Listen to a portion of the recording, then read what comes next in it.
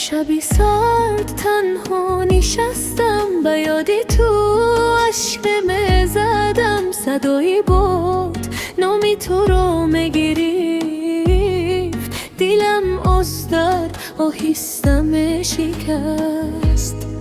کجا رفتی ای نوری چشمم؟ دیدی تو من چگونه زنده باشم؟ راهی تو از من جدا شد یک شب، مانندی خوب که دیگر نیاید با من.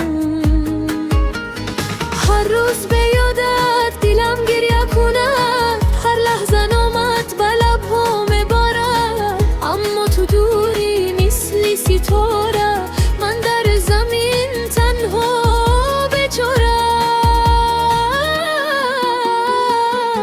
عشقی گم شده برگرد یک بار، بیدی تو دلم شد خاکستر. من نسازم در آتش فراق، نامی تو را میگویم هر شب بسا. اگر نیایی بگو چی کنم با این درد شدید، چگونه زندگی کنم؟ تو رفتی اما دلم با تو ماند، من به تو بستم تو آخر جهان.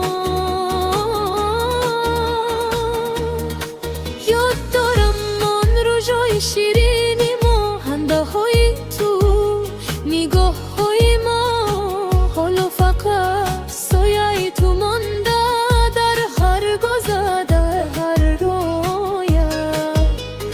راهی من پر از اندوه شده، چشمانم از اشک لبریز شده. تو نبودی اما همه چیز یادت مثل آهنگی که میکند دلم خراب.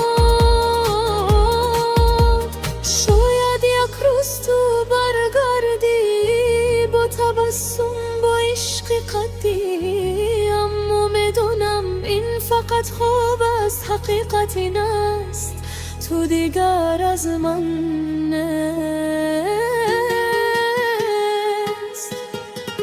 عشقی گم شده برگرد یک بار، بیدی تو دلم شد خاکستر. من نسازم در آتش فراق، نامی تو را میگویم هر شب بسا.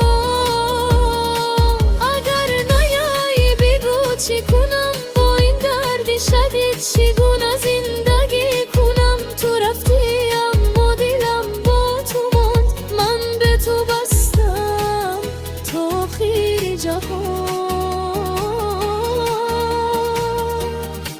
در شبی خاموش نامت میبرم، با دردی پنهان تنها میمانم. مگر شنوی آوازی دلم، بدون که من هنوز دوستت دارم.